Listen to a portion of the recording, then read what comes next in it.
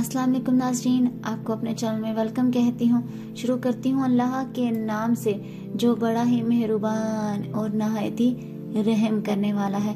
नाज़रीन, आज की इस वीडियो में मैं बात करूंगी कि बच्चों की पैदाइश के बाद करने के अहम काम कौन कौन से होते हैं जिनको रसूलुल्लाह सल्लल्लाहु अलैहि वसल्लम ने किया है।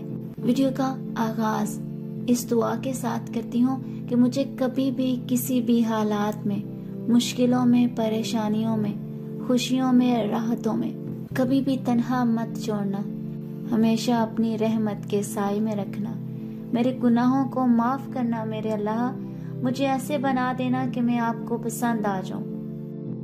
नाज़रीन, अब बात करती हूँ कि वो कौन से अहम काम हैं जिनको बच्चों की पैदाइश के फौरन बाद कर लेना चाहिए। नंबर 1, रसूलुल्लाह सल्लल्लाहु अलैहि वसल्लम ने हजरत इमाम हुसैन रजी अल्लाह ताला अन्हा की पैदाइश के बाद इनके दाएं कान में आजान दी। दूसरा अहम काम जो करने के लिए है वो दाएं कान में आजान और बाएं कान में अकामत यानी तकबीर कही जाए। और तीसरा जो आखिरी काम किया वो ये था कि आप सल्लल्लाहु अलैहि वसल्लम के पास लड़के और लड़कियां लाए जाते तो आप सल्लल्लाहु अलैहि वसल्लम इनके लिए बरकत की दुआ करते। फिर घुट्टी, खजूर या कोई और मीठी चीज चबाकर लड़की या लड़के के मुंह में डाल दिया करते थे। आज के इस वीडियो में इतना ही।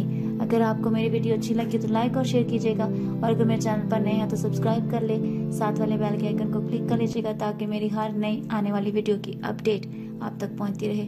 अपना बहुत सा ख्याल रखिएगा, मुझे अपनी दुआ में याद रखना मत भूलिएगा। मिलते हैं अगले वीडियो में, तब तक के लिए अल्लाह हाफिज।